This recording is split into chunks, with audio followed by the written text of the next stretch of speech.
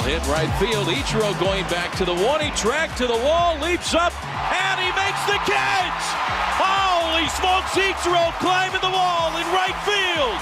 Over the top of the fence, and he brings it back. Ichiro puts a foot on the wall, jumps high in the air, and he robs Garrett Anderson of a home run. Holy smokes, what a catch by Ichiro in right field.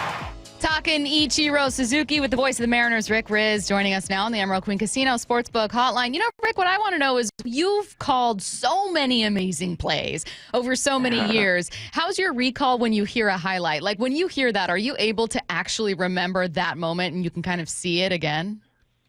Yeah. Hi, Stacy. Hi, Bump. Yeah, I'm able to relive it. And as I was listening to the call, I was getting goosebumps, you know, and that's what happens when you able to relive a great moment by a great player like that. And now here we are. We're just hours away from finding out if Ichiro not only is going to be in the Hall of Fame, it's going to be a unanimous choice for the Hall of Fame. So, yeah, I can see it again. And that's a great thing about our history of baseball. We get a chance to relive it time and time again, thanks to, you know, a lot of those great moments. Hey, Rizzs, I had to go back and remind myself of the greatness of Ichiro. So I go back, I'm looking at some of his milestones and accolades and whatnot. And I want you to go back for me. In 2001, when you saw this young man, you know, take the diamond for the first time for the Mariners, what were your expectations? Was there pressure on Ichiro? Like, take me back to the first time Ichiro ran out there. Well, number one, Bump, I didn't know what to expect, and nobody did. You know, here's a guy that had tremendous success for 9 years over in Japan the previous year in Oryx. I think he hit like 387. But nobody knew what that was going to translate to the major leagues, you know, facing major league pitchers, you know, time and time again, major league ballpark. Everything was going to be new for Ichiro, so nobody knew what to expect. But here he comes, and he just burst onto the scene and, you know, proved that, number one, he belonged in the big leagues. And then, you know, he kept right on going. He didn't slow down, and he became a Hall of Fame player. So, you know, it was just remarkable what he accomplished. And but nobody knew what to expect. And he was the first. There's talking about pressure. You know, he had the pressure of the position players coming over from Japan. You know, Masanori Murakami was the first Japanese pitcher to come over and pitch for the San Francisco Giants in 1964. But it wasn't until 1995 that Hideo Nobu came over to pitch for the Dodgers. It was just a handful of pitchers. But Ichiro was the first position player, so he had the weight of that on his back to open the door for the position players. Hideki Matsui then followed, and other players as well. So, yeah, there was a lot of pressure on Ichiro to be successful, and he certainly was, and he opened that door big time for all the position players. What were the conversations about what a position player from Japan could be like, or what his limitations could be, and how did Ichiro prove a lot of that wrong? Yeah, I mean, he proved as a position player that, number one, he could play defense. You know, you just heard the call, robbing Garrett Anderson of that home run. But the first thing that I saw was his arm, was his defense, because if you recall, Stacy and Bump, that he came over to Mariners spring training in 1999, 2 years before he actually signed a contract with the Mariners after being posted by Oryx. And he was working out with the ball club. We didn't get a chance to see him play because he got food poisoning that spring. But I remember him being out in right field with Jay Buhner. And, you know, I remember seeing this throw from this little guy out in Japan, in right field from Japan. And the throw was so accurate. It had so much life to it. And I said, who is that? You know, and it was just perfect. He threw a baseball. He used every fiber of his being from his toes to the tips of his fingers to make a throw. And fortunately, we didn't see him. But then when we did, after he did sign with the Mariners, it was spring training of 2001. And he had the weight of a whole country watching his entrance into Major League Baseball. First day at spring training down in Peoria. Normally we have a few cameras, you know, at spring training with a number of writers and TV folks. There was a battery of cameras, Stacy and Bump, all the way from the left field corner, about 5 feet apart, all the way down the left field line, all the way to third base. It was unbelievable. And I remember walking in front of all these cameras trying to duck and everything because they're trying to take a shot of Ichiro. But that's the weight and the pressure that he had on him, that first year. So here he comes in, and at the age of 27, he's making his major league debut, and he proved that he was one of the greatest players in the game of baseball in 2001. Not only was the Rookie of the Year, but also the MVP, and only two guys have ever done that, Freddie Lynn with the Red Sox in 1975. So it's amazing what he accomplished right from the very start of his major league career. He had 1,278 hits in Japan. Like I said, didn't get his first hit in the big leagues till age 27, and he was able to get 3,089 hits in the major leagues. More hits by any professional hitter in the history of the game of baseball. Pete Rose had more than anybody in the major leagues.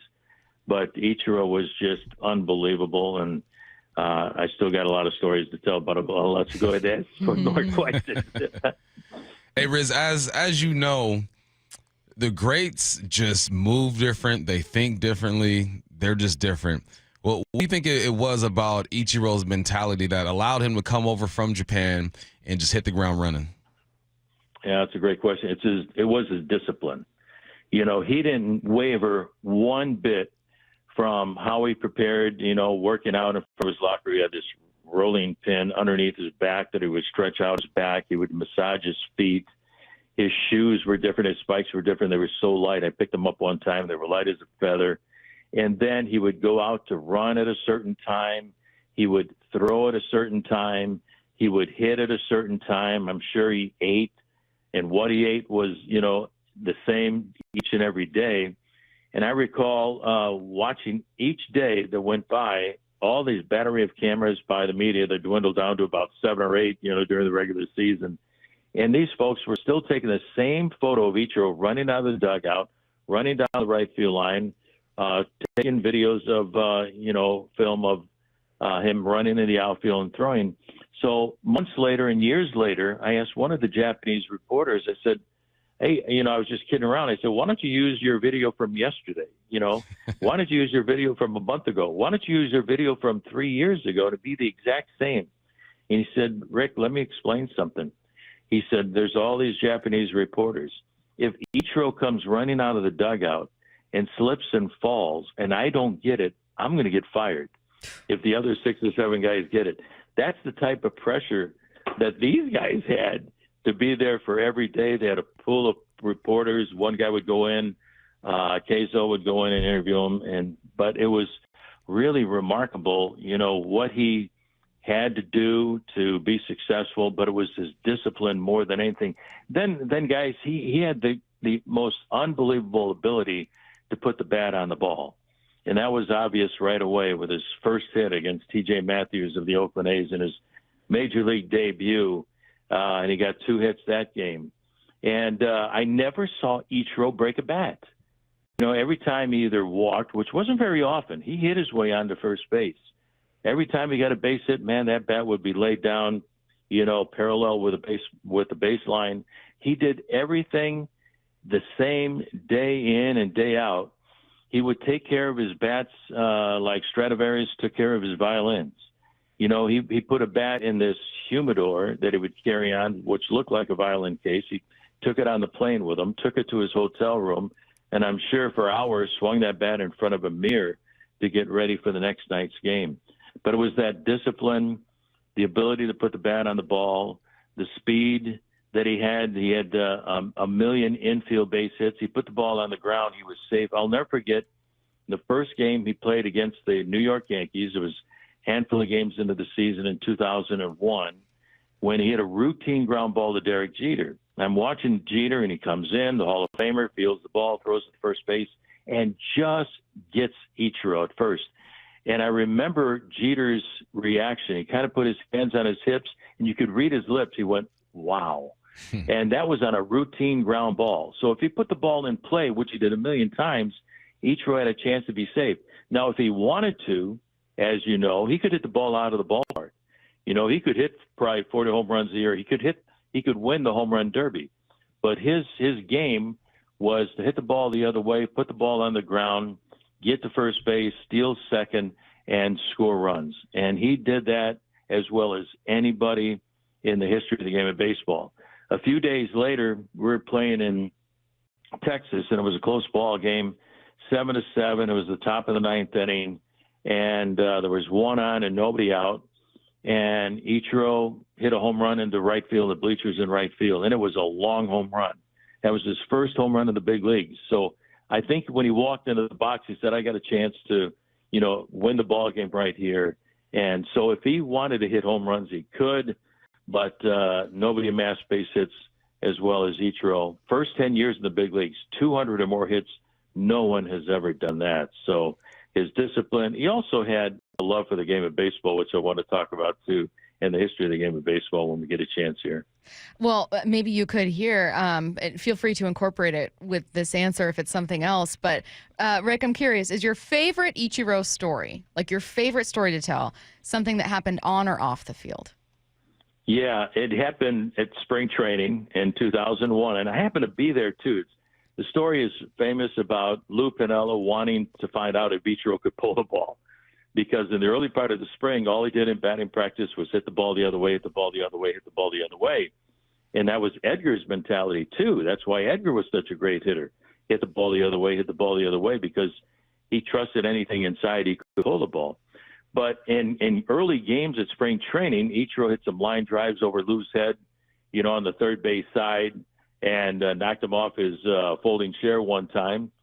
So I'm down at field one all by myself, and I like to go down to field one and either make a few phone calls early in the morning before the team gets down there. And Lou comes charging down. He's got something on his mind, man. He's walking down the line toward the dugout there, and he says, Rick, where's Ted Hyde? Where's Ted Hyde? And Ted Hyde was Ichiro's interpreter, and he's one of the scouts that helped find Ichiro over in Japan. I said, Skip, I don't know where he's at. So he went back, and they eventually found Ted Hyde, and Ted came down to field one, and I saw Lou talking to Ted Hyde. He said, can you please tell Ichiro to pull the baseball? I want to find out if he can pull the baseball. So Ted Hyde went to go find Ichiro and had his conversation with Ichiro. Sure enough, in that game against the San Diego Padres, first time up, Ichiro gets a pitch, and he hits one about 450 feet over the bullpen in right field there in Peoria.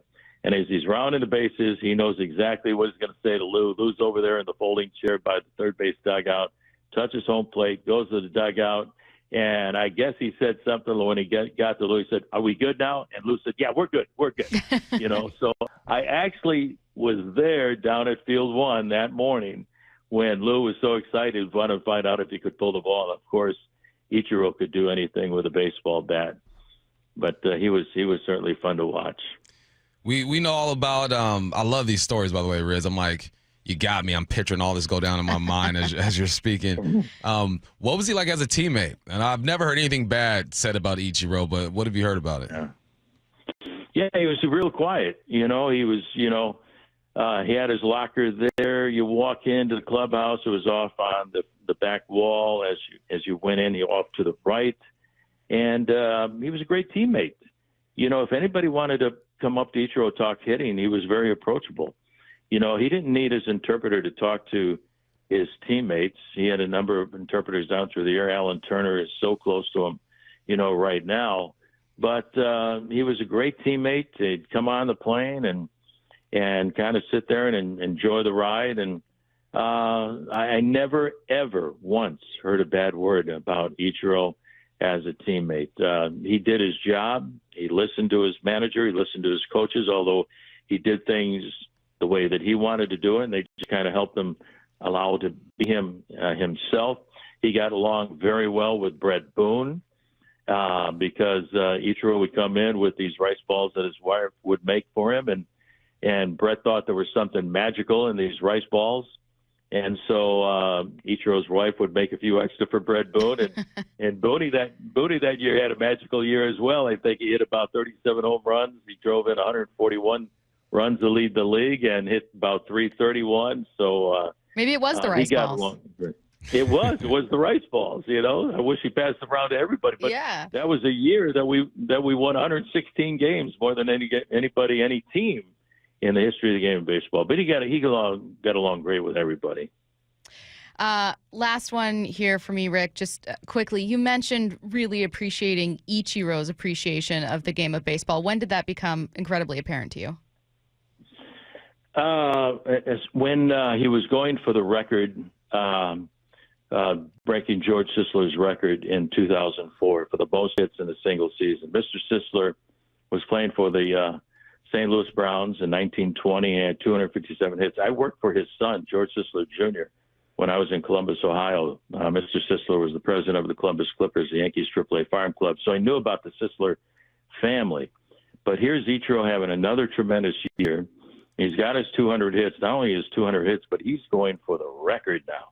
And this is unbelievable. This is a record that stood for how many years? From 1920 to 2004. So Ichiro's going for the record, and Mr. Sisler's family was there. And, he ends up breaking the record, getting hit number 258. He had 257, 258 back-to-back. Then he went over to the first base side to visit with his family. But I realized it when we went to St. Louis, and Ichiro made a little side trip when we were there. He went to go visit the grave of George Sisler. Now, how many guys do that? He went over to see the man, his grave, who is getting ready to break his record. And then another thing that stood out for me, we're in San Francisco, and we're staying at the, St. Francis Hotel in Union Square. And across the street, across from Powell Street, was this restaurant and bar called Lefty O'Doul's. And Lefty O'Doul was a major league player. And as a matter of fact, Lefty O'Doul really introduced baseball to Japan, or really helped, promote baseball in Japan when he went there with players in the 1920s, So anyway, I go to have lunch at Lefty O'Doul's, and I sit in this booth. And in Lefty O'Doul's, it's like the Baseball Hall of Fame. There's these great pictures of great players from the past all over the place. Babe Ruth, Joe DiMaggio, name a great player, and there's a picture, an 8x10 picture of that player. So I sit in this booth, and Ichiro's getting ready to break the record of Mr. Sisler's, and I look to my right, and there's an 8x10 picture of this first baseman stretching to catch a ball, and it's George Sisler. And I go, holy smokes. I said, Mr. Sisler, Ichiro's coming after you. He's going to break your record. I was sitting in the booth with George Sisler's picture just to my right. So, and the other thing, too, was that I don't know how many visits that Ichiro made to the Baseball Hall of Fame, down through the years. So, I mean, you knew that he had a great respect for the history of the game of baseball. He had, a great discipline to do what he did each and every day, to be successful. But those are the things that stand out about, Ichiro and his love for the game of baseball. He really wanted to come over here and make an impact. And, man, he was like a meteor when he showed up that first year. And now he'll forever be part of that story, too. Voice of the Mariners, Rick Rizzs, kind enough to join us ahead of a very, very big moment for Ichiro Suzuki. Thanks so much, Rick. Thanks, Rizzs. All right, Stacy. Thank you, Bump. I appreciate it. Take care. Can't wait to hear the results. Bye.